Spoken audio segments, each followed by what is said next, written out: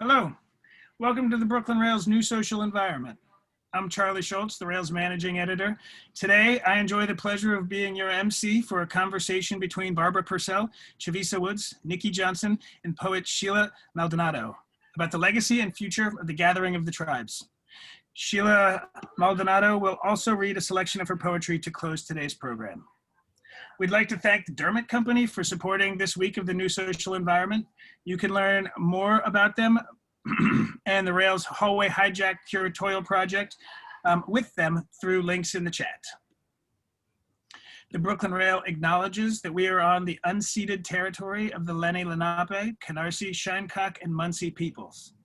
We acknowledge the many indigenous nations with ties to this land, and we recognize that the Lenape still call Manhattan home.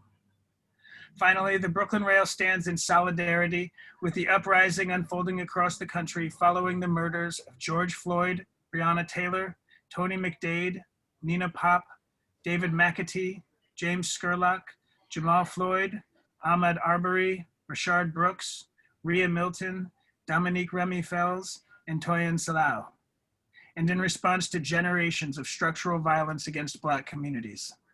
Black Lives Matter, and we will continue to support ongoing action in the struggle for racial justice. Before I introduce our guests, we'd like to begin with a brief moment of silence.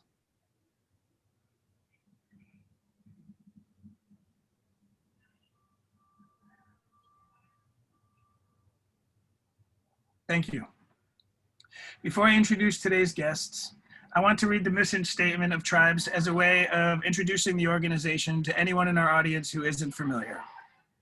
Founded in 1993, the Gathering of the Tribes provides a platform for diverse, traditionally underrepresented artists and writers, amplifying the emerging and established revolutionary voices of our time. Tribes is also committed to honoring and memorializing our founder, Steve Cannon's life and legacy. Now I'll read the bios of our four guests in alphabetical order. Nikki Johnson has exhibited her portraits and documentary photographs widely in the United States, Europe, and Asia.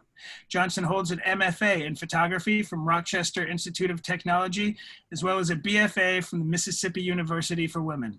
New York Times art critic Holland Cotter described her photographs in the show Back to Haunt the Hell Out of You as, quote, disturbing and moving. Johnson has published two monographs with Meshek Editions, Natural History and We Buy Gold. A Black Jelly by A Gathering of Tribes, Fly-By-Night Press, is a collaboration with Melanie Maria Goodrow. The images showcased in an exhibition at Theater for New York City Gallery. She currently lives in Harlem, New York. Sheila Maldonado is the author of the poetry collection One Bedroom Solo, A Gathering of Tribes and Fly-By-Night Press production, and That's What You Get by Brooklyn Arts Press, forthcoming in 2021. She is the Canto Mundo Fellow and a Creative Capital awardee as part of Desveldas, a visual writing collective. She teaches English for the City University of New York and is an associate poetry editor for Tribes. Born in Brooklyn and raised on Coney Island, her family hails from Honduras. Sheila now lives in Uptown Manhattan. Barbara Purcell is an Austin-based arts and culture writer whose work has appeared in the Austin Chronicle, Canadian Art, Glass Tire, Sightlines, among many other publications. She is the author of Black Ice Poems, Fly-By-Night Press, and has contributed to 3 anthologies, including Word, an anthology by A Gathering of the Tribes. And finally, MacDowell Fellow Chavisa Woods is the author of 4 books, including The Albino Album, Things to Do When You're in Goth Country, and 100 Times, all from 7 Stories Press. Her first book, Love Does Not Make Me Gentle or Kind, was published by Fly-By-Night Press. She is the recipient of an award, the Kathy Acker Writing Award, the Cobalt Prize for Literature, and many others. Chavisa is the new executive director of A Gathering of the Tribes. I couldn't be more excited and feel more honored to be in your company today. Barbara, I'll hand it over to you. Thank you, Charlie, and to Nick and Fong and everyone at the Brooklyn Rail who helped make this possible. So welcome, everyone. We're glad to have you here. The Gathering of the Tribes has been a singular cultural institution for almost 30 years. It was born out of New York's downtown avant-garde art scene as a way to keep underrepresented artists from siloing themselves into groups that were less likely to be recognized by major art institutions. Tribes was founded by playwright and novelist Steve Cannon, who passed away last summer at the age of 84. And Chavisa Woods has recently taken over as the executive director to both preserve Steve's legacy and guide Tribes' trajectory. Steve Cannon often held court from the comfort of his couch in his East Village home. Just prior to starting Tribes, he had gone completely blind from glaucoma. He was a blind curator and gallerist, organizing exhibitions and events and running a literary magazine and a small press called Fly By Night. Tribes' gallery space hosted iconoclastic exhibitions, often written up by venerable art critics such as the New York Times' Holland Cotter. The backyard garden was a poetry vortex with readings and rantings and experimental jazz, including DJ Spooky and Butch Morris big band swirled in. Steve's East 3rd Street townhouse was a veritable salon, and in many ways it was a bohemian fairy tale. A gathering the Tribes has always been committed to all things multicultural, multidisciplinary, multi-generational, connecting established and emerging artists and writers and engaging such luminaries as David Hammonds and Ishmael Reed, who happen to be good friends of Steve's, and Eileen Miles, Catherine O'Naldy, and of course, that younger wave.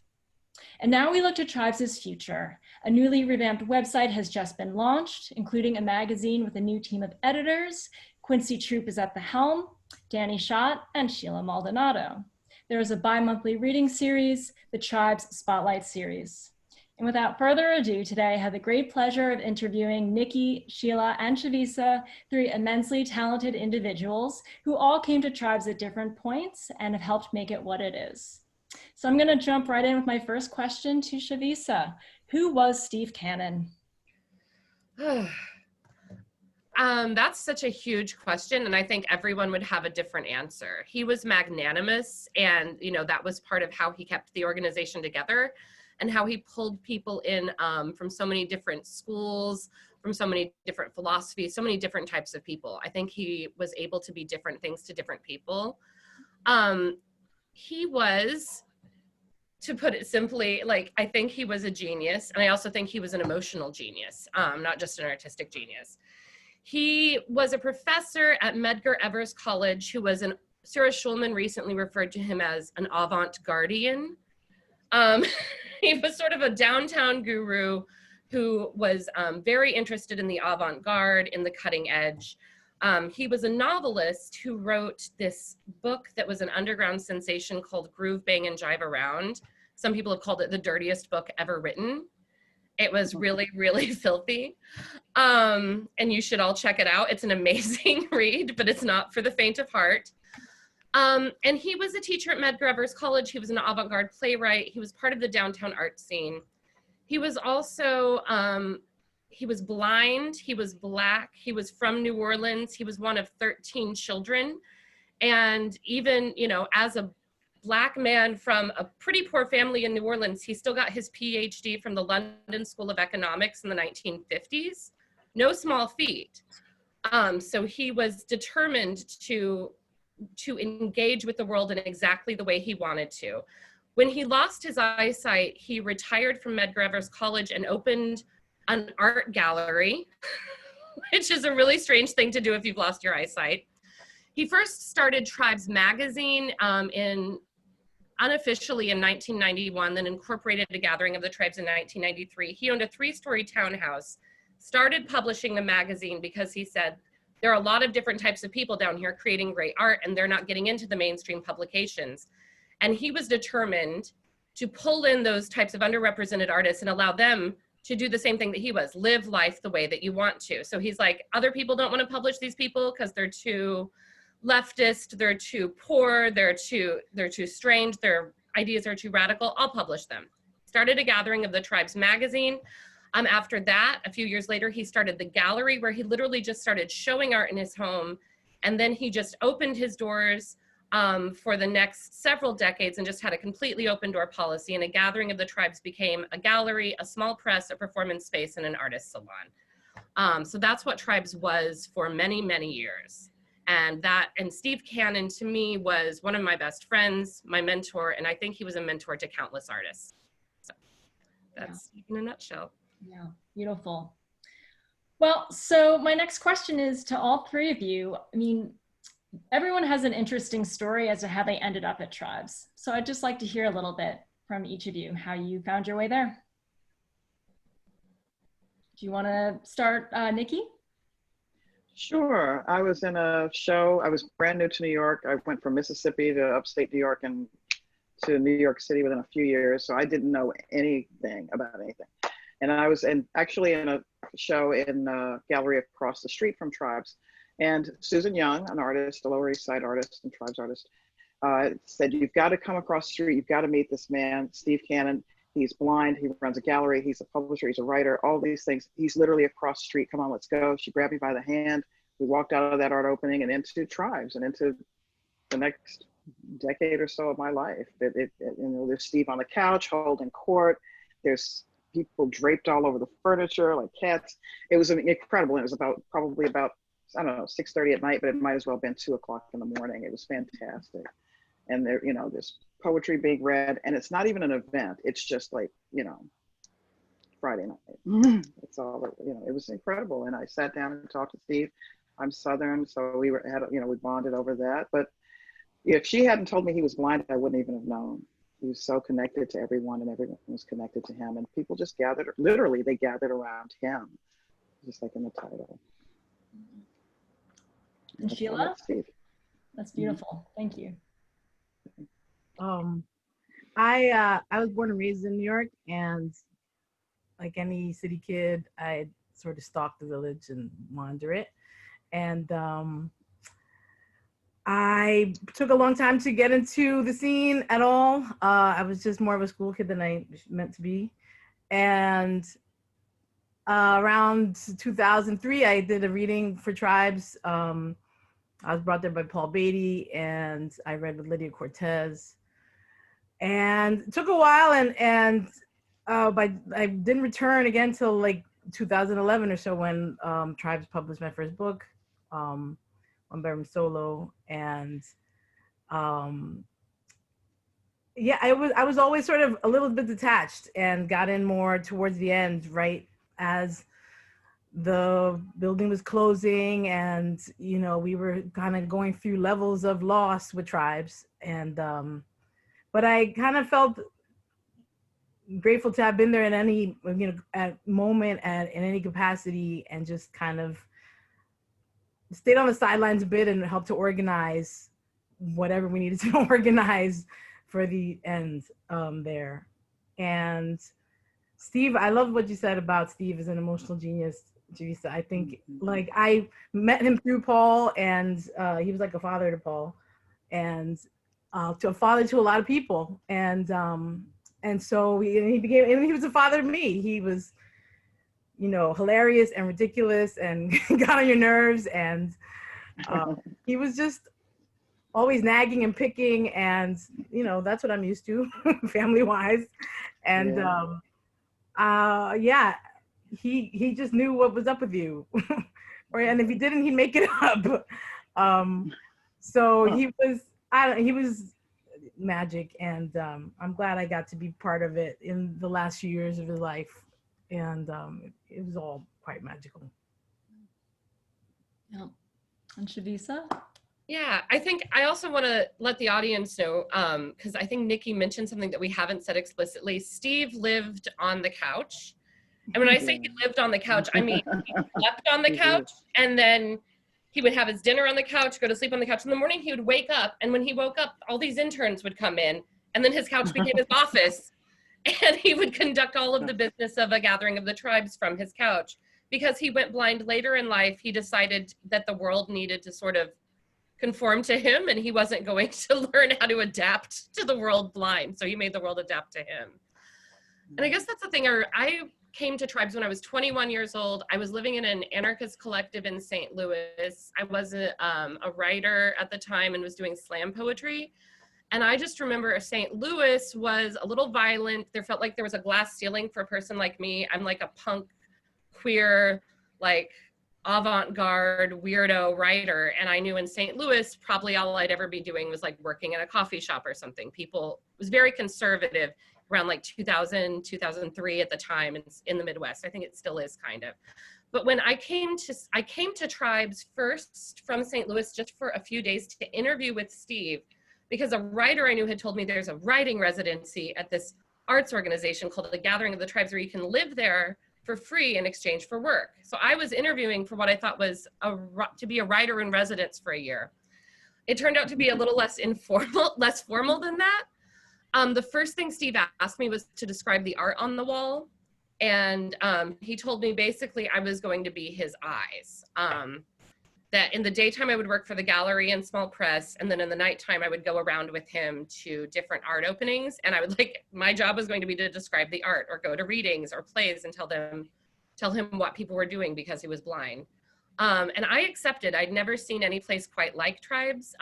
So I drove my car from St. Louis to New York City, and I lived with Steve for 2 years. And every morning he'd wake up and knock on the door, and I lived in the back of the gallery in this little room with like a bed in it. And Nikki, I think I met you my first day there. Yes. You not? Yes, yes. I remember you coming out of the back room. It was great. It was great. It's like, I've got a new assistant. She lives here. Wait, Chavisa, and then she came out. Okay. Yeah, Steve didn't separate his life from art at all, and I loved living that way. There was no separation between this is my artwork and this is my private life. All of it was this one and the same. So he'd wake up in the morning, knock on my door, I'd read him the New York Times, and then the work of Tribes would begin. The doors would open, and it was just an apartment, really. It was just it was a 3-story townhouse. He just had 1 floor. But as soon as like 9 or 10 o'clock hit, people would just start coming in. Everybody knew about Tribes. People wanted to be there. They wanted to get connected to other artists. They wanted him to help them network, help them get published. They wanted to see the art on the walls. Some of them just wanted to come and visit with Steve because he was also like, he did create that sense of like family. I think for everyone, for me, he took me in a way because I was like, I can't go back home. This became my home, and he became my family. And a lot of the Tribes people felt like my extended family. So it was more than just an arts organization, or maybe that's what an arts organization should be. Beautiful.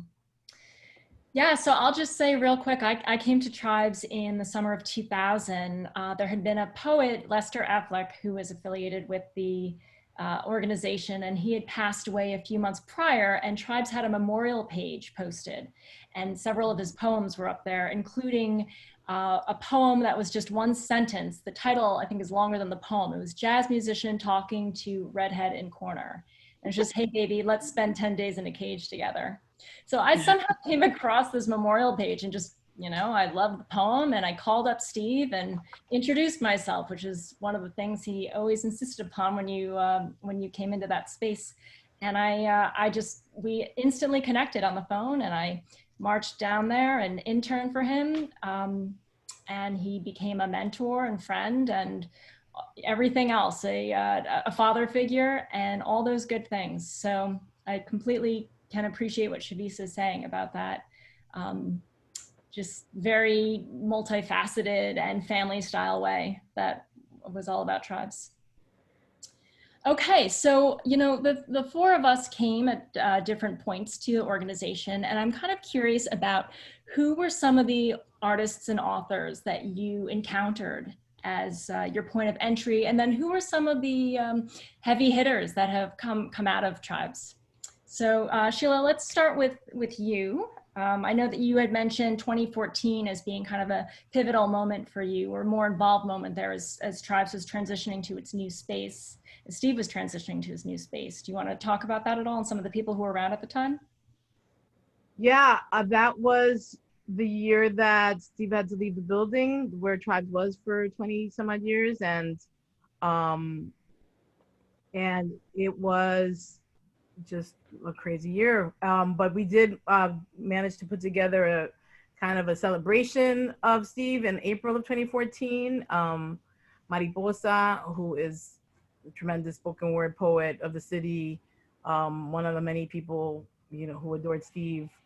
She had space in New Rican for an event and turned it over to Tribes for that. And she and I helped to organize just countless of folks, countless writers who wanted to read for Steve and say goodbye to the space and celebrate him.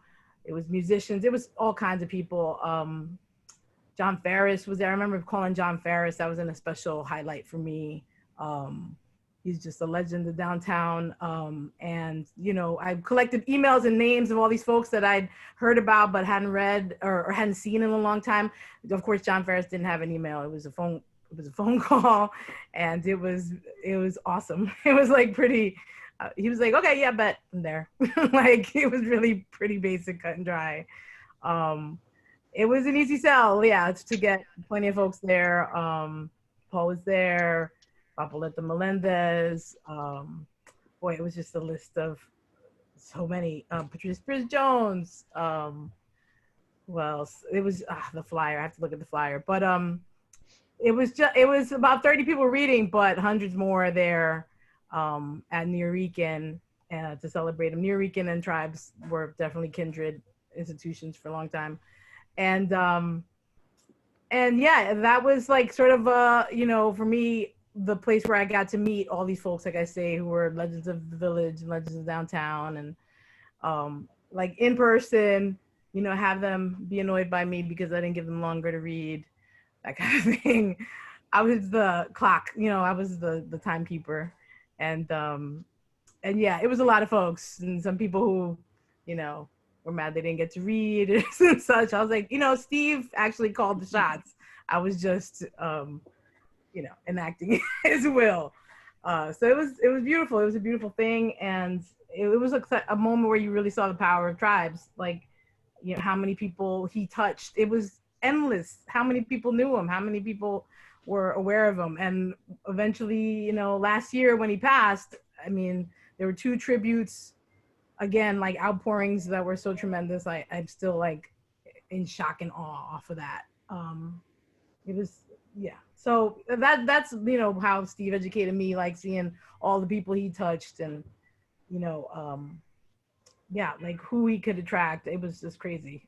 He seemed to know the whole world, truthfully. Thank you. And Nikki, as the first in this wave to have arrived, who do you remember being around early on? Oh gosh, David Hammonds, of course, he would come through. DJ Spooky, I was there when he was, you know, he would come through. The Blue Men Group showed up for no apparent reason one evening. Just did, you know, they would just, and people would never really knock. They would just kind of show up sometimes. I remember a lot of people, and you know, Jack Tilton was a friend of his. So was there were many people. Danny Simmons. I took Steve to his home for dinner once, and yeah, there were just a lot of people that would come through, and then we would take Steve out to see them, and there's so many, and just anyone, you know, Penny Arcade, there were anyone in the East Village, everyone would come through. And Chavisa, anyone you want to add to that formidable roster? Oh, the list is sort of endless, isn't it? There was, because I can think of so many people I met through Steve or who came into the salon. The cool thing about Tribes was like, it was a gallery, it was a performance space. So sometimes he would have big name readers come in, like Eileen Miles, and he would never insist on like the door. There was a suggested donation, but he would never like insist on the door. So anyone could come in and see any of these big name readers. Someone down there saying Butch Morris, and yeah, Butch was a huge part of Tribes, and he was amazing. I was a member of his chorus of poets for 10 years, and he would, Butch Morris would actually have us, you know, have most his rehearsals for some of his concerts that were later at New Blue, and also for the chorus of poets in Tribes all the time, because Steve would just let local artists use that space as a rehearsal space for free. Steve just wanted, he invited all of these people into his home, and what started happening was as emerging artists or younger unknown artists and established artists would just naturally start talking, and it would naturally become almost like a mentor relationship. So I remember, you know, one time Willie Perdomo came in and Steve said, look at this poem she just wrote, and he looked at it. And I was like, Willie Perdomo's looking at my poem and I'm 21 years old and I'm terrified right now. You know? And he would tell me what he thought of it. John Ferris started doing this with me regularly, and just tearing apart my work. He would literally say, like, this doesn't work. This is a piece of shit, isn't it? Like, he was really mean to me. And He was mean to I also everyone. wonder what kids would do now if a like 7-year-old talked to them that way. But then I went and I fixed it and I brought it back to him. I remember that first time I brought it back to John and I handed it to him and he said, oh, you're willing to do the work. This is how they talk to you too. It's almost like in a movie, like these are the like mentors of the Lower East Side. He said, oh, you're willing to do the work. He's like, okay. And then he, you know, then he started actually reading my poetry and cussing at me a little less, not totally less. But it was just this amazing, it functioned in all of these different ways, but then the informal functions were really important, I think. And those connections that were made sort of informally probably created some really stellar artists. I would be remiss if I didn't mention an artist who's passed recently, Jade Sharma. She was a friend of mine, much closer friend with Steve. She was a mentor of his. Her novel Problems came out a couple years ago through Coffee House Press. I think it's a masterpiece. She was also a mentor, a mentee of John Ferris's, and she's one of the novelists that really came out of tribes and from this milieu and this environment. And I think it created a beautiful work, and I'm just devastated that she's gone. So that's all I have to say about that right now. But it was just a beautiful space where you could meet all types of people. That was the magic of it. Right. Yeah. And thank you for mentioning Jade. Yeah, just such a cast of characters, you know, and always this bridging of emerging and established talent. And so Chavisa, I'd like to talk a little bit about the fact that, you know, David Hammonds, as Steve's personal friend, who's also now sitting on the tribe's board, and who else? Bob Holman. You know, these are heavy hitters who, and major figures in the art world, who want to see tribes move forward. And I'd like you to talk a little bit about, you know, how they want to see tribes continue in the pantheon. Sure. I think I'm really grateful for the board for keeping it together. And it's, you know, it's people who are big hitters on the scene and also people who have done a lot of hard work for years behind the scenes, like Jane Fuentes, Hilary Maslin, Mary Chen, who has just been there for Steve like every step of the way. David Henderson, who is just an amazing author and who's been part of Tribe since, you know, before I got there. Bob Holman, and David Hammonds, of course, and myself. And I think also my team of editors, Quincy Troop, Jade Maldonado. You know, we had this moment where we were like, does Tribes continue or does it end with Steve? And that's something, you know, Tribes in many ways was Steve for many, many years. The two things were sort of inseparable and interlinked. I also know from many, many conversations with Steve over the years, he wanted Tribes to be something, I don't want to say bigger, because how can you be bigger than Steve, but something that was able to survive after him. He wanted to leave this as his legacy. We decided that I think what people still need Tribes. I still need Tribes. So we are moving forward, keeping the core mission in mind, that we are showcasing traditionally underrepresented artists and writers and showcasing the revolutionary voices of our time. Steve was not afraid to publish 2 different articles on the same subject that completely disagreed with each other. And I love that, because, you know, that's one of the things we want to do. He wasn't afraid to have like an emerging poet read right before, like someone who's never been heard of before, read right before like the biggest name poet in the world, as long as the poetry was good. That was what he was concerned with. Is the art good? Are they passionate about it? You know, is there something there? So we're trying to keep that tradition alive. We are continuing the small press, which will probably begin publications in 2021. We're doing some fundraising for that right now. And currently, since everything has gone remote, we have a reading series that I'm really proud of called Tribe Spotlight Series. It happens every couple of months with a hiatus for the holidays right now, but we'll be back in 2021. We've had some amazing readings. And we have Tribes magazine online. So you can go to tribes.org and read the new work that's being published there. And I'm also currently putting together and just in the very beginning stages of fundraising for a new virtual residency program that will include that mentorship aspect, pairing emerging writers with established writers. Just sort of formalizing something that was always a little bit less formal at Tribes, but which I also think was the core of Tribes. We want to keep this going. We want to keep the community together, and we want to pull new people in. And I think that's what Steve wanted. The second part of our mission is, of course, to memorialize Steve Cannon and his legacy. And that's what we're doing. And hopefully we'll have some big announcements about that soon. I will say Steve's piano is currently at Schonberg Center on permanent display. He started playing the piano toward the end of his life after he went blind. And that piano that so many artists played at Tribes is there on permanent display. Also, all of the Tribes archives have recently been acquired by the NYU Fales Library, and they're transferring some of those to the digital archives. So the history of Tribes and the amazing things that Steve did will not be lost. Wonderful.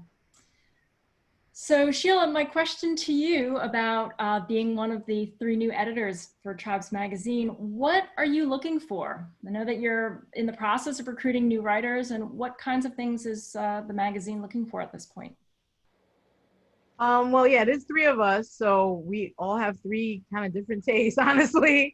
And so in that, we continue the tradition of Tribes arguments and discussions about what works or what doesn't.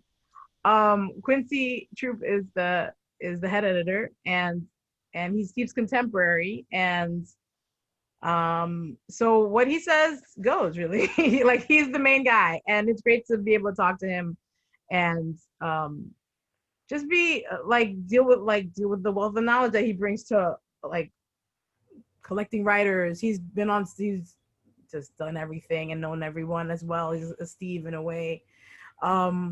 And just has a whole collection of people who will willingly send them poems at any time.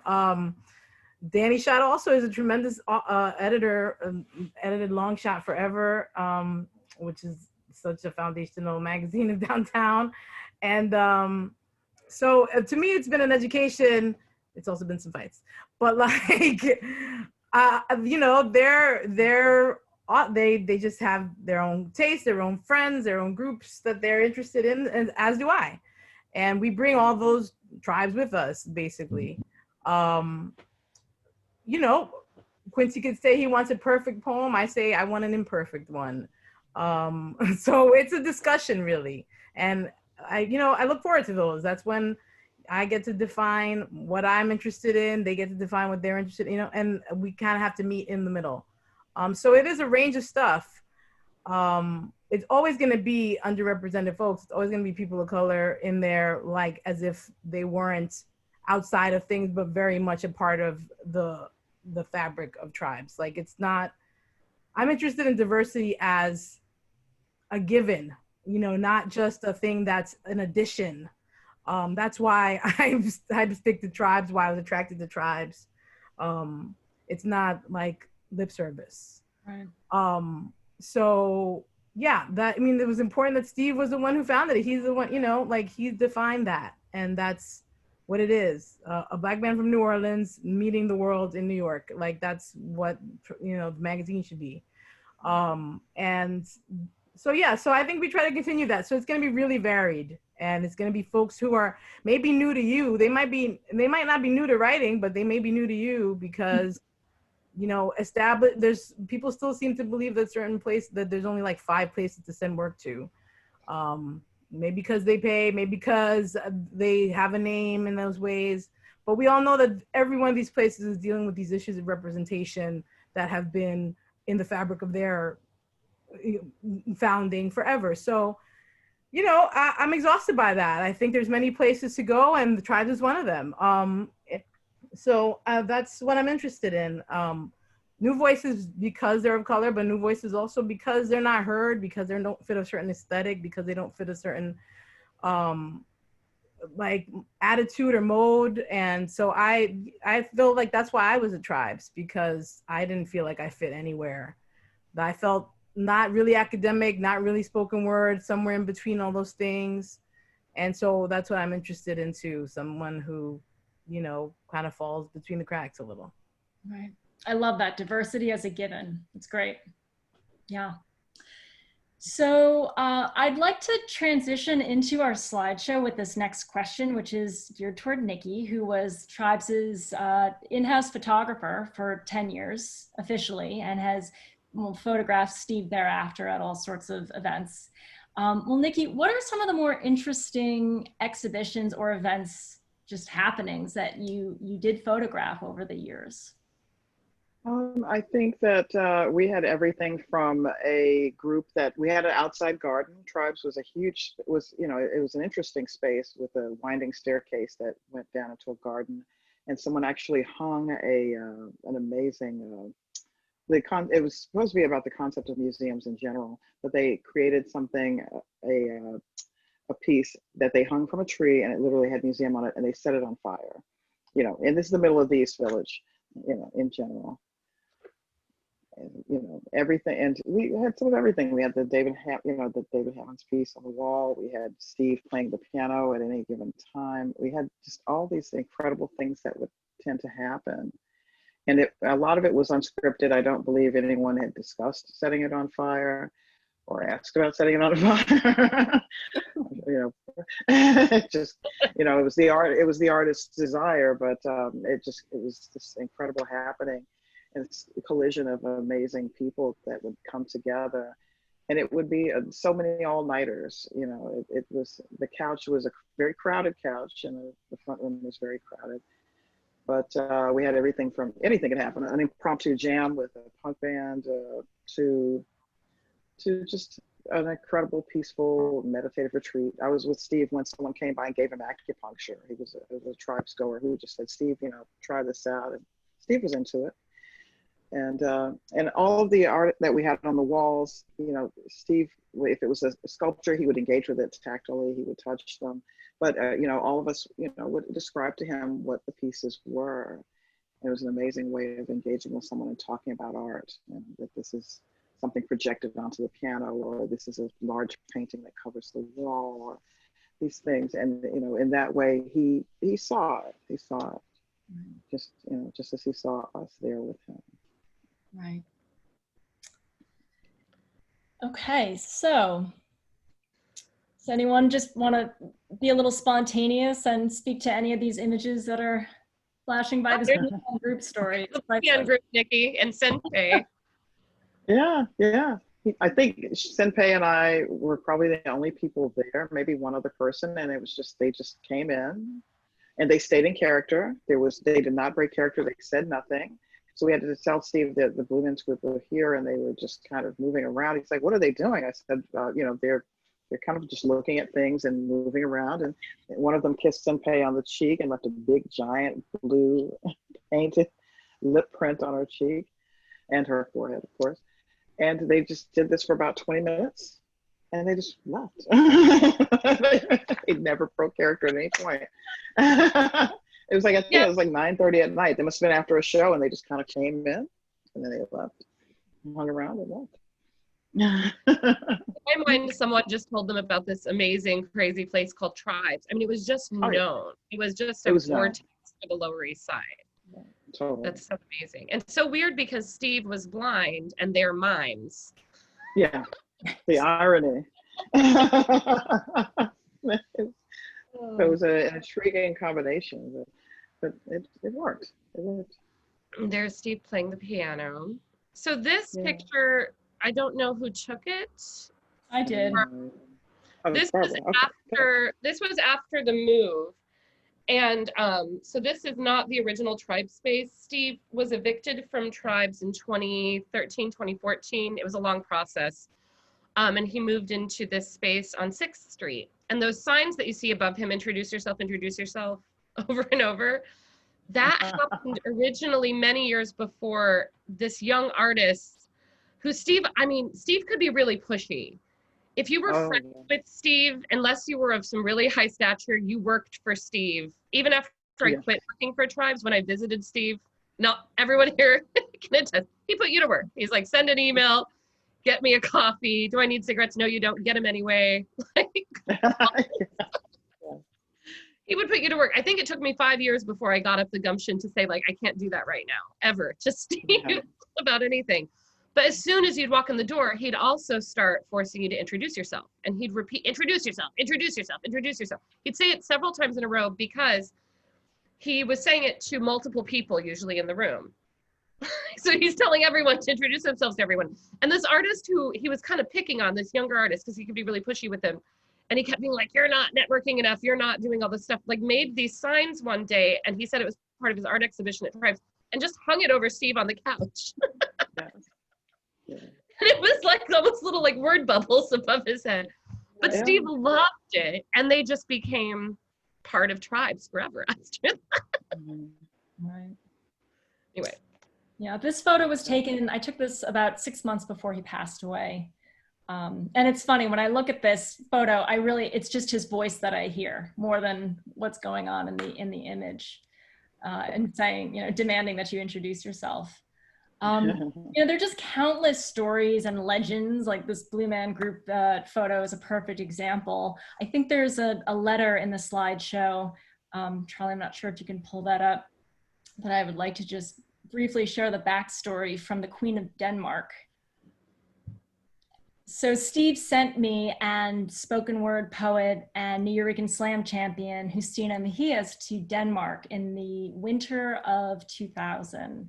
In the middle of January. It was cold and dark, and we were there for about 5 or 6 days. We were hosted by the Copenhagen Art Club in Christiania, which is an old military fort which had been taken over by squatters. And Justine and I had a kind of an improvisational collaborative performance piece that we were performing nightly. But Steve also made us each bring 10 copies of Tribes magazine and basically said, don't come home until you've handed these out. So we were just trudging along the streets in cold, dark Denmark, cold, dark Copenhagen. And we did, in fact, go to the palace. Steve was adamant that we get it into the hands of the Queen of Denmark, which we did, and came back and reported the success of that. I'm not sure if he believed us at the time, but about 2 months later, the letter came through from her personal librarian thanking Tribes for donating the magazine to their collection. So. And there's the letter. And it speaks to that bohemian fairy tale. You know, there was always this kind of mythical and whimsical component. Yes. You want to talk about your the Parker Festival and your parade budget? Well, just ripping on what you said earlier, though, I don't know if Sheila and Nikki had this. I think, Nikki, you went with me to meet Hillary Clinton. Do you remember? Yes. Oh, definitely. Steve was all about getting us into high places. He took Nikki and I to meet Hillary Clinton at a private party in the Upper East Side. Yes. And it was, I think he called me 2 hours before, because he would often call me like the minute before. And I was like, wait, what? He's like, come on, we're going to meet Hillary Clinton. I said, come on. I was like, oh, okay. All right. Because I knew he wasn't kidding. Steve was never kidding when it came to something like that. Wow. Never kidding. Yeah, it was, and there was like a full barbershop quartet, like serenading the wealthy. Yeah, but he did stuff like that all the time. We met. He took me to Gracie Mansion a few times, and I met Bloomberg. He wanted Tribes to be on the map. That's what he always said, and it was, and it worked. So sometimes it seemed funny, but it did work. Nikki, so I also want to say Nikki Johnson is responsible for about 90% of these photographs, and I think you photographed this, Nikki. Yes. The parade. Yes. Oh, I love the parade. That was one of the best events we had, because it was so immersive. And then especially, I think, you know, the band would also even leave the street and go up the 3 floors through the gallery playing, and then go back out down the stairs into the backyard. You know, that was incredible also. I mean, it was, who can say that a marching band fully marched right through a gallery and right into the back of it. this is, you know, I'm not being humble, but I am proud of it. This parade was my event. Steve did the Charlie Parker Festival every year, and there was a gallery show that was part of the Charlie Parker Festival, all in coordination with Howell and Phil Hartman. And Phil donated pizza and money every year to Tribes to do the Tribes Charlie Parker Festival, which coincided with the whole Lower East Side Charlie Parker Festival. There's a poetry reading and a gallery exhibition every year and a concert in the back. And when I came to Tribes as a reward for working so hard, and he said doing so well, he told me I could do any event that I wanted, and he gave me money to do this event. And I was a 21-year-old, maybe 22-year-old kid from St. Louis who was just landed in New York and was being told, like, you get to do an event in the Lower East Side as part of, and you can do anything you want. And I said, I want to do an art parade. He was like, great, because he's from New Orleans, like a parade that was right up his alley. We hired the Hungry March Band. And I asked for the Apocalypse Bar, which was down the block, to reserve the space for the after party. I was just this punk kid, and they were like, okay. And I was like, we're gonna need the whole bar. Can we do that? And the guy was like, sure. Didn't actually do it though, because didn't believe I'd have that many people. Nikki, you remember, I don't know if you remember that night, but weirdly, a fully, very, very large, sort of round, fully nude man came. Do you remember that, Nikki? Wow. The man? I think I wasn't there for that one, because I definitely would have remembered that. That's unforgettable. I would have remembered that. Well, he was a big, round, naked man, and he came and led the parade. And I don't know, this was huge. Like, so, for this parade, I think we did it like 3 different years, but the first one, it was like the whole, several blocks came together, so it filled up the whole street. Is that your recollection, Nikki? I'm not sure which year we're seeing the images here, because it was a Hungry March. That was the first year. That was the first year. Yeah. First and maybe the second. Yeah. And when we marched to the Apocalypse, the bartender, his chin dropped, and it was just like a full, like, city block full, the street full of like everyone in the neighborhood. And I was like, this is my after party. And he was like, oh, you get the whole club. And weirdly, there was like a sketch drawing night at the Apocalypse, and there was another large, totally nude man in the window of the Apocalypse. And then the two large nude men, they kind of look like, I don't know, Humpty and Dumpty or something. I don't know. Fiddly Dump. They just got together and hung out all night long. And I do remember these young people sort of flirting with them. They were in their 50s, really big, round men. And the girls were like, you're not wearing anything. And one girl laughed and was like, he is wearing something. He's wearing an armband. It was just very weird. But the parade was beautiful. It brought the whole community out. Everybody danced. Artists brought out their costumes. And it was just to celebrate the end of the Charlie Parker Festival, which lasted for like a few weeks. That's great. Very cool. Awesome. Charlie, can you pull up the picture of the 2 Steves? That's David Peterson, by the way, and Steve Cannon, watching the parade, I believe. Oh, yes. Steve Dalachensky. And Sheila, I think you had mentioned, somebody said earlier how Steve Dalachensky, who has also recently passed about a year ago now, was just a ubiquitous character, was at all of these events, and a dear friend of Steve's, and we all knew him as well. Sheila, would you like to speak to that at all? Sure. I mean, like I say, I probably came later, but yes, the dear friend, a fighting friend, like he would go at it, I have to say. But of course, Steve passed last summer, and Dalachensky passed a few months after. Jade Sharma passed in the middle of that, I think, actually. So it was a really devastating summer last summer. And yes, Steve Dalachensky read at the tribute for Cannon in July a poem about, I believe it's called Mandarin, or to that effect. And it was, I realized it might be a riff off of a Steve poem called Orange that I'm going to read a little later. And then at the next tribute for Cannon, by then Dalachensky passed. So in July, Dalachensky was there in November for the second tribute to Cannon. He was gone, and Yuko read the Mandarin poem. Yuko, Dalachensky's wife, partner for a long time, and who's keeping up his legacy as well downtown. And yeah, no, I mean, they were, I don't know if they were peas in a pod, but they were buds, and they would go at it. And yeah, like that's like my trial by fire in downtown meeting Dalachensky. I think he was someone who was mad, who wasn't reading at the 2014 tribute for a second. And I was like, oh, okay, I got to learn who you are. I've learned. I want to give a little bit of information. I mean, it's pretty personal, but I think it's relevant. It's poetry. The Mandarin poem by Steve Dalachensky is up on the tribe's website on Steve Cannon's memorial page right now, along with Yuko Otomo's poem about Steve Cannon. Yuko and Steve Dalachensky were there in the hospital the last day, along with me and Bob Holman. And Steve was dehydrated and wasn't eating, and I was trying to get him to eat, and I started feeding him mandarins, and it was like the only thing he would eat. And that is also a lot of where the poem comes from. It's about that last day. Mm. Steve Dalachensky wrote with Steve Cannon right before Steve Dalachensky suddenly passed away.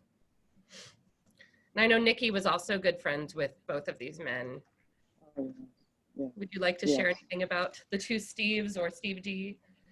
The occasionally dueling Steves, and the occasional, they were like brothers almost. They really just had this incredible connection. And if there was an art opening, you knew you were going to see Steve Dalachensky, and you go, and and they would just greet each other. Then they might have an argument. Then they'll have some wine. And then there'll be a reunion, and it all within the space maybe a few minutes. And it's just such a huge loss, both of them. But they just. I just imagine them still continuing the conversations they're having, even now. Yeah, and Steve Dalachensky was a massive lover of jazz. He knew more about jazz than anyone I knew, and he was constantly writing. He was a gorgeous poet, and he sort of just oozed poetry and angst and warmth all at the same time, which was right. He radiated it. He radiated jazz and poetry and angst and love. Oh, yeah, I read somewhere, I'm not sure if this is true or not, but it makes for an interesting story. Steve Dalachensky was at a poetry reading, I guess when he fell ill and was brought to the hospital, but supposedly his last words were, "I think I OD'd on Sun Ra," which, wow.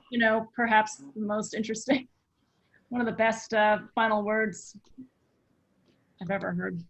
Yeah, they had the Sun Ra, the orchestra performance like a week before. That was, I think, part of the remembrances of Steve Cannon. And so I'll give them there. Well, I want to shift gears a little bit. I mean, we can go on forever about these incredible stories. We all have such, amazing memories of these men and everyone, all of these characters, and what Tribes was and what it is and what it will be now. With COVID having brought us all online, we've gone from the old school stoop readings to the art of the Zoom meeting. And so Chavisa, I'm curious, how do you foresee, especially with the bi-monthly reading series, which I know has been going very well on Zoom these past few months, how do you foresee this kind of hybrid model working for Tribes in the future, COVID or not? Sure. So after Steve was evicted from Tribe Space and he no longer had a space, he actually started using this pop-up model, and he was having events less frequently, but sometimes bigger events, a few times throughout the year at partner spaces like the Manny Cantor Center, the Bowery Poetry Club, St. Mark's. So he was having like Tribes events at partner spaces, which was always part of a gathering of the Tribes. We always collaborated with other organizations. So when we can safely do so, I'm very excited, since Tribes does not have a physical space right now, to have some Tribes events and Tribes readings that will probably utilize similar spaces of partner organizations. Right now we are doing virtual events, and we've done a virtual open mic. We've done 3 or 4 virtual spotlight series, and I actually like it better than I thought I would, because a lot of the Tribes people have dispersed and are in all different parts of the country. They're not all here in New York anymore, but they're still very much a part of tribes. And they, you know, we're getting those people coming to the Zoom events and even mingling on Zoom in this new way. So I like that aspect. And I think no matter what happens, we're always going to keep some virtual event programming because it allows people from all over the world to attend, which is kind of cool. Great. So I have one final question for each of you. Well, for all of you, but I'd love an answer from each of you. It's very brief. Just in a word, what is Steve's greatest legacy? And we'll start with Nikki. Steve in one word. Oh gosh. I mean, just oh gosh. short and sweet. I would say Steve was community. Community. And Sheila? Be conversation or argument. Chavisa? Argument. Yeah. All right, argument. I'll join you as well. But an argument makes you live. Like I have someone was telling me, like the argument like means you're engaged. Like Yeah. I think for a long time I was shy about being involved because I was afraid of getting into a fight with people. And the fight makes you live though. Like you talk about each other and you live. We were talking about that the other day. Like we didn't cancel each other, even if, you know, even if we disagreed. Yeah. And we had to come back together, even if we were different, like different identities. It wasn't, you know, we have to say that now because we're a nonprofit and we're like introducing tribes, and it obviously diversity is the rule at tribes. But when you were in it, and hopefully going forward, when you're actually in it, it's not like something you're thinking about all the time. You're just there with people, and it's kind of cool because it's unlike any other space. And I liked that we were able to argue and come back together and argue again the next day. Jesus, I guess, yeah. What's Steve's greatest legacy? In one word, that's really hard. I'm going to be really corny because I'm just going to say love. Like, so much love. As mad as he could get and like as crazy as things could get, in the end, I think we all just needed to feed off of that love because he was also like an endless well of love for us. It was an endless well of a lot of things, but at the core of it, it was, and he said, his poem that I love is the cosmos in its infinite chaos is bursting at the seams with love. That's his poem. That's him. Cosmic, chaotic, loving. 3 words. Right. Yeah, I mean, I would say elevation, you know, just to your point. It's like those arguments led to elevation, whether it felt like it at the time or not. Yeah. And are we, thank you so much, Barbara. That's a really good question.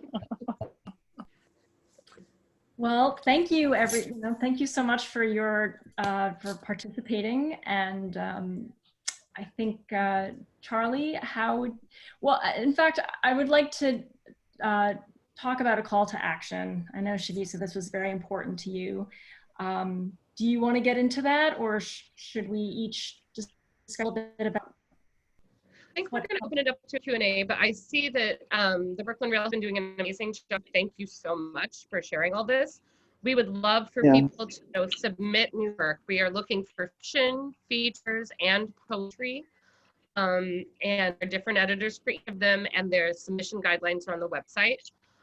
We'd also love it if you just go to the website and read the work that's on the website. We've got some great stuff. We actually have a great new review by Barbara that was out last month. We've got new short stories. One of them is very weird called Toothpick Baby, which I'm in love with. Thaddeus Rakowski has a new story up, and there's new stuff coming out all the time. Also, you know, it's COVID and we're trying to relaunch nonprofit programming. So if you can, please do give. I think they've shared the Tribe's GoFundMe campaign. And yeah, and also please attend the events, and thanks for coming. That's my 2 minutes. Thank you so much, Barbara, Chavisa, Sheila, Nikki. I feel like I could have watched that slideshow and listened to your stories all afternoon. I bet that sentiment shared by many of us here. I have been posting and reposting in the chat bar links to the tribe's Facebook page, Twitter account, Instagram handle, website, and most importantly for our audience, the submission guidelines. Make yourself a friend, introduce yourself, as Steve would have said. Our first commenter and question asker is Fong Bui, who I am going to find on the screen of faces. Okay. Yeah, I'm good. Thank you, Charlie. You're welcome, Fong. Thank you, Sheila, Nikki, Barbara. It's very compelling. It's similar to how the rail is being materialized. You know, we are kindred spirit, definitely. It just happens that the guest critic in the Brooklyn Rail this month, Amanda Gobisi, who is one of our art scene editor, and her theme, her subject is about edges of object, edges of things, you know, where it's not so much the center that attract our attention, our eye, but things that happen in the margin of things. It's like in the illuminated manuscript, it's not so much the center of the image, it's sometimes you see commentary or on the margin with, you know, the devils and the saint of fighting or the similar narrative.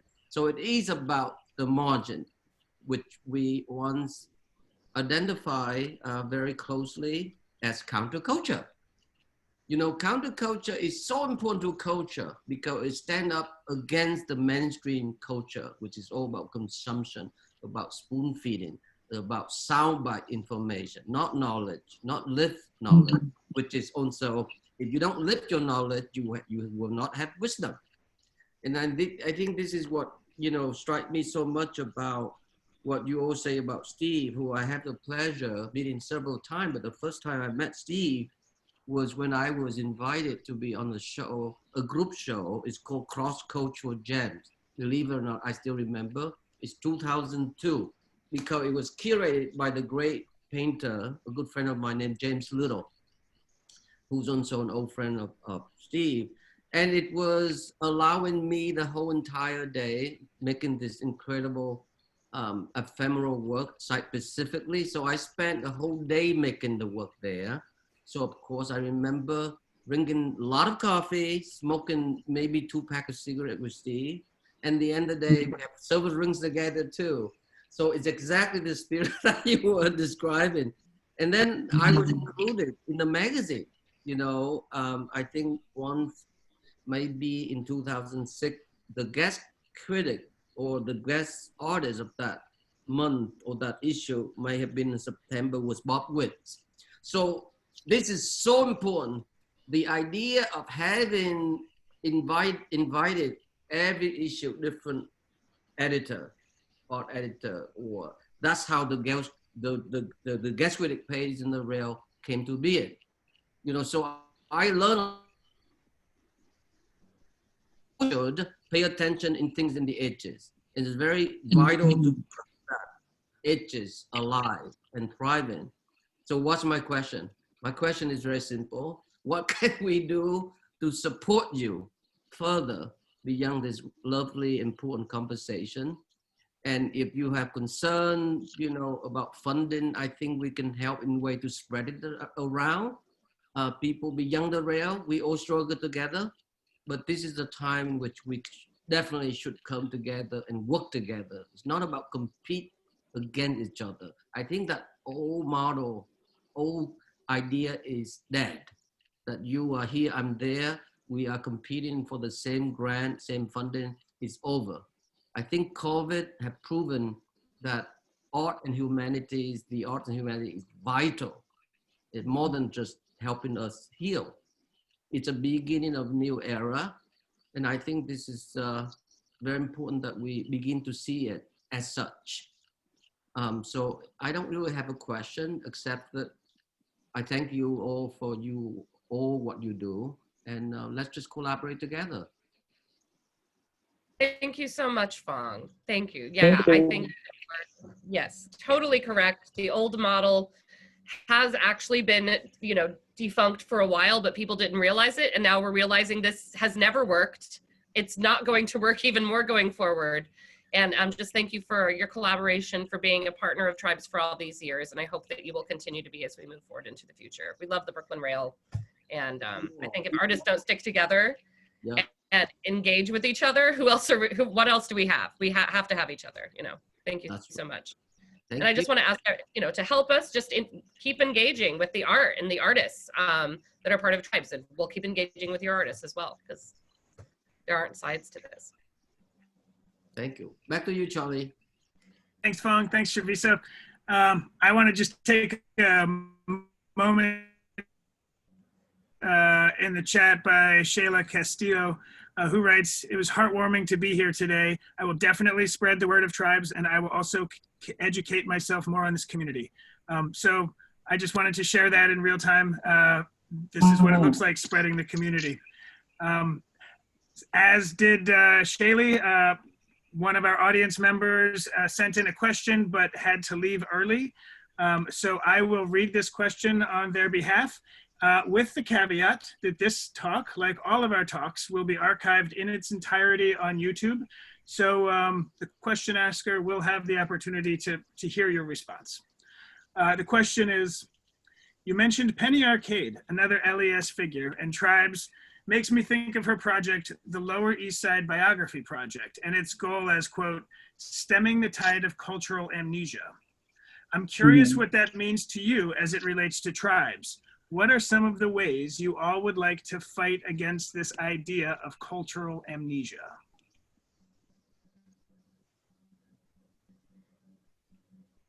Chavisa, do you want to take that one first?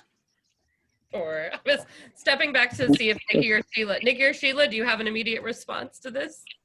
Well, I just think our existence is that we're like, you know, an archive of a kind of you know, a moment like the last 20 some odd years, and are trying to extend that history. Even as, you know, even before Corona, it was being decimated, of course, like just gentrification in New York in general was destroying this kind of work. And so we, you know, are here literally because of that, like in this virtual space, because we're a memory and extend it, you know, so. Exactly. Well, for me, we're, you know, as a photographer, we're constantly archiving things, but it's also not about the past. It's about holding on to the tenets of what we were doing and what we were creating, and the people who, there's so many people who, when I look at a lot of the photos I shot of Tribes, a lot of those people aren't there anymore. Not just Steve, several artists that passed, or both Steves. And so there, you know, we are holding on to this, but we are also building and creating and continually making an archive. This conversation will be into an archive, so that we've got to push forward and keep going. And like Sheila said, things were, even before COVID, we were struggling to keep going and to keep creating and keep collecting and collect people and collect conversations and viewpoints. We have to push forward. We have to keep going, keep archiving, but not let it go completely into the past. It's not completely past. It's still present.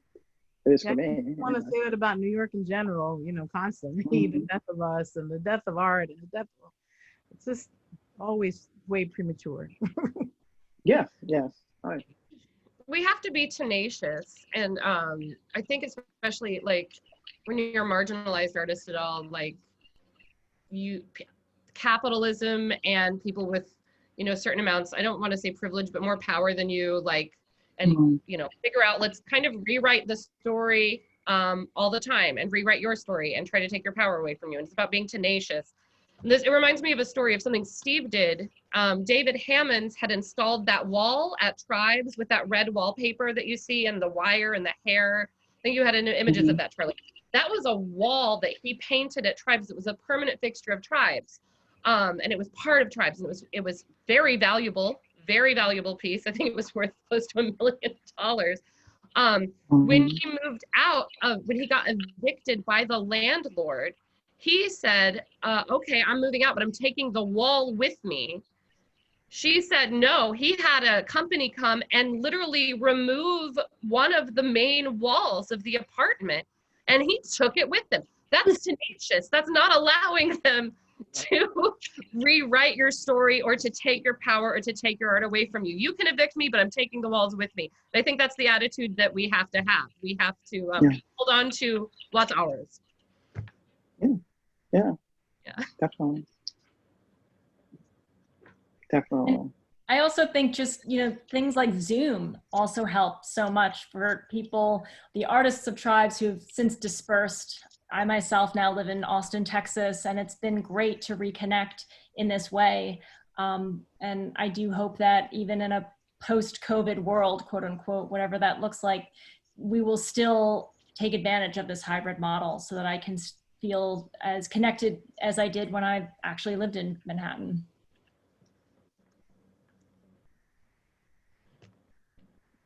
Thanks. Those are all really wonderful responses. And I mean, what more can we do than continue to tell the stories and show the pictures and inspire more people with stories of Steve and all the cool things that he enabled to happen. To that end, one of the things that's always really been something that I've found incredible and fascinating and unique to Steve is this kind of, how to describe it, a sort of radical openness, as was mentioned, anyone could just come into tribes, more or less when they wanted, and yet a kind of intimacy that each of you described, where Steve had the ability to make you feel like you were really being seen, really being heard, regardless being a 21-year-old never published poet. And I wonder if you can just comment on that aspect of his character, this balance between the deep intimacy and the radical sociability.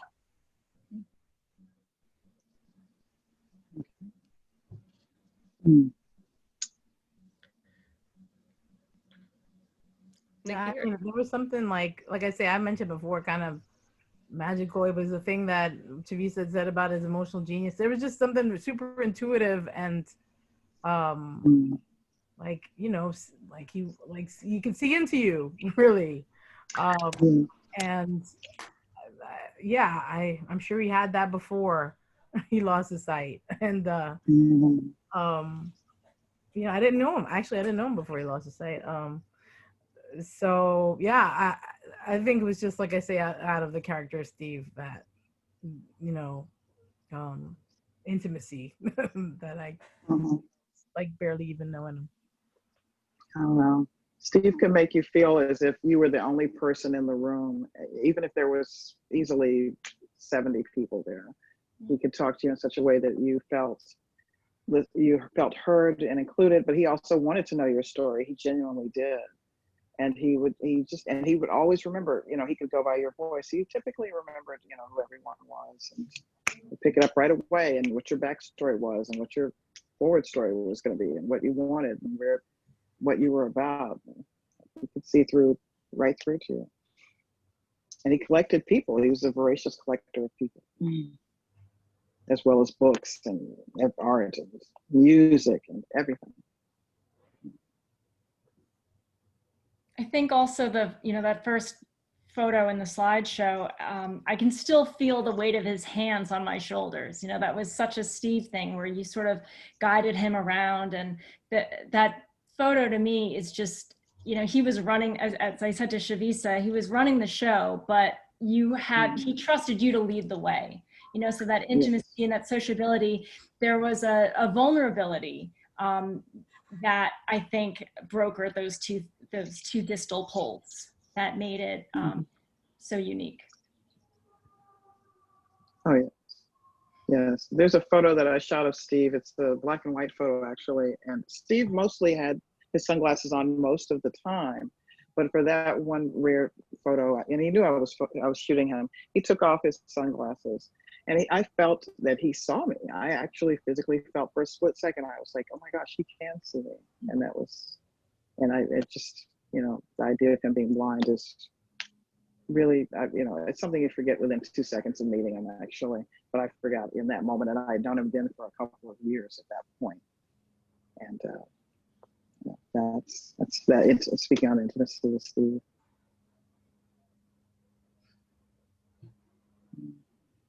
I can Yeah. hear This it. is the photo. This is the photo that you're thinking about. This is the photo, and I was literally sitting right next to him, and I literally shot it very close. And that's, you know, so I feel like he's looking at me actually right now. It's like, it's, you know, I think we were in the middle of talking about music or art or something, but you know, as I was shooting it, but in that moment I felt seen, literally, and yeah, he was good with that.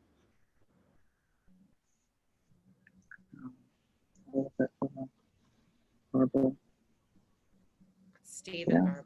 The fact that he was blind, like, created this immediate intimacy with a lot of people, because if you went somewhere with them, he was constantly touching you. Mm-hmm. You know, you had to like help him find his food, and like it was a very intimate situation. It broke down barriers immediately. He also interviewed everyone constantly. Mm-hmm. From the moment I met him, he was just interviewing me about who I was, about my life.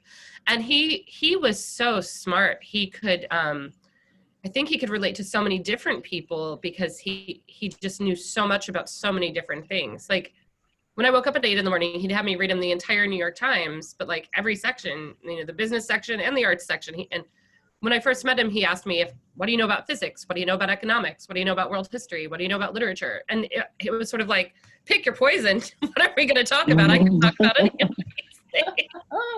You know, so I think that also is why he pulled in so many different types of people, because he really could engage with it, almost anyone, you know, a physicist and like an artist and some jazz musician off the street and a historian.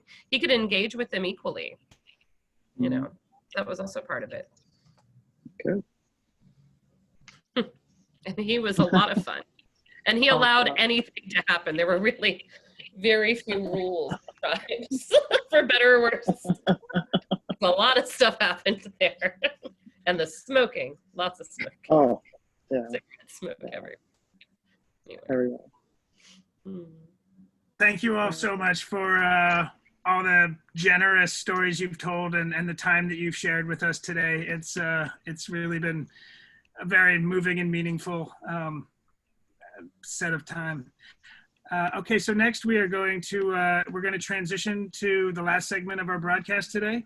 As is part of our ongoing tradition, we like to close the readings with a poetry reading.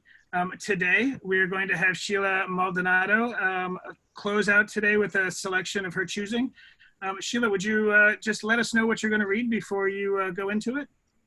Sure, I'll try to keep it brief, but it's maybe like 3 or 4 poems. They're all short, and the first is by Steve, and then the rest are mine from different books that have to do with tribes, as I have to do tribes. So this is the first one is Orange by Steve, which is the poem I mentioned earlier. It was recited by a chorus at the tribute in November to Steve at Poetry Project, which was a huge undertaking. And towards the end, there was a poets choir that, man, I wish it was, you could really, it's really to be experienced. And the poets choir based on Butch Morris's conduction that was led by Edwin Torres. And this, Chavisa had mentioned that she'd been part of Butch Morris's choirs and conductions. And Edwin picked a few poems for us to perform, and it was just this cacophony. It was beautiful, but Orange was one of them. So this is Orange by Steve Cannon. This is the story I'm trying not to remember. This, the dream I don't want to recall. This is the song of a ball in space.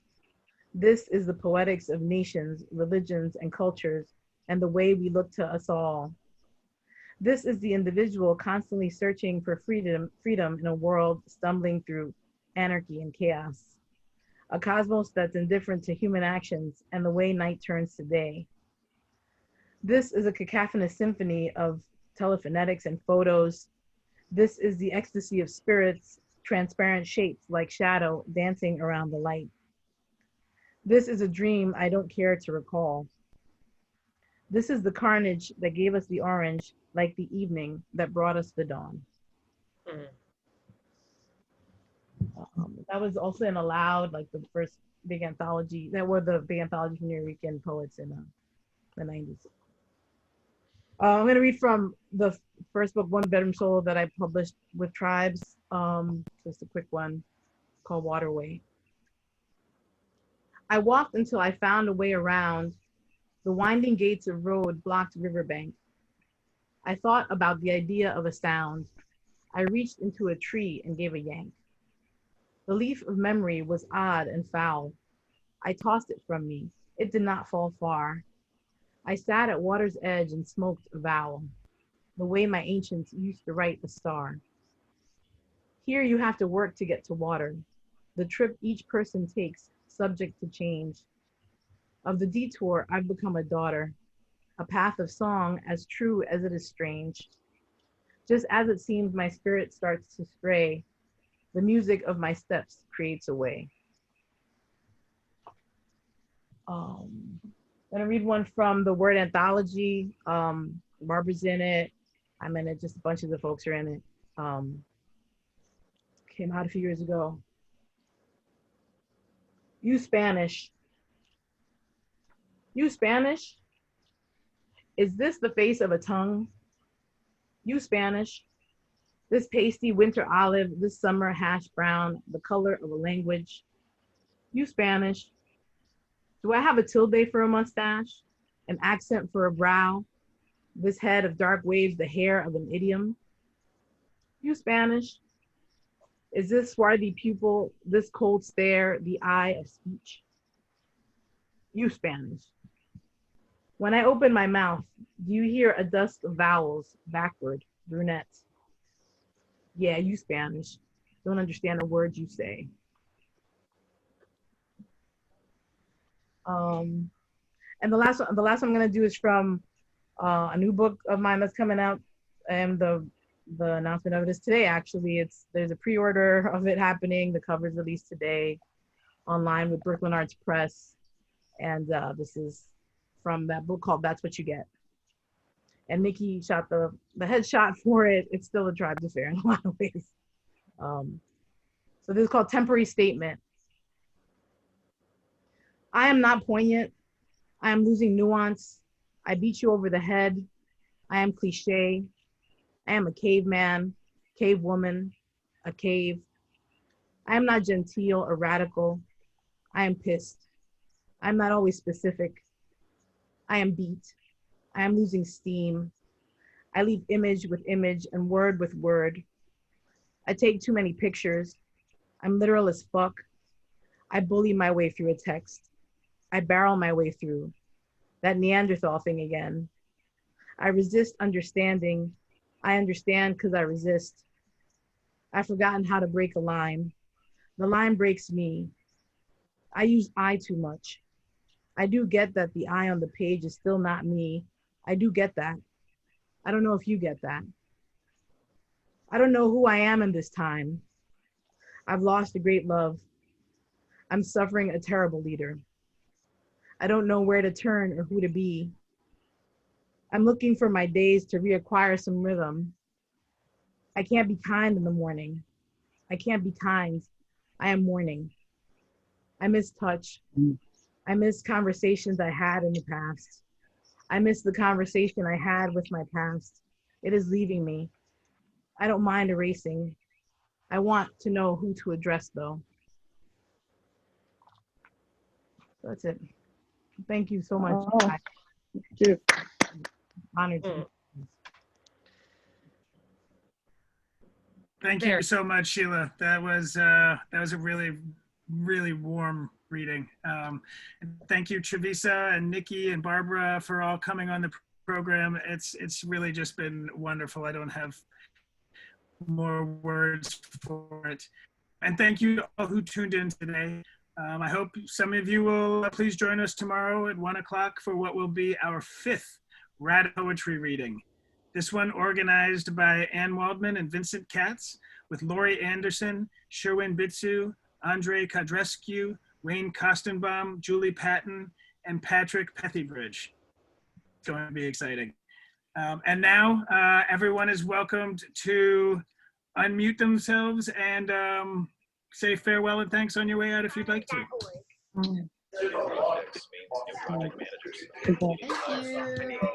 Thank you.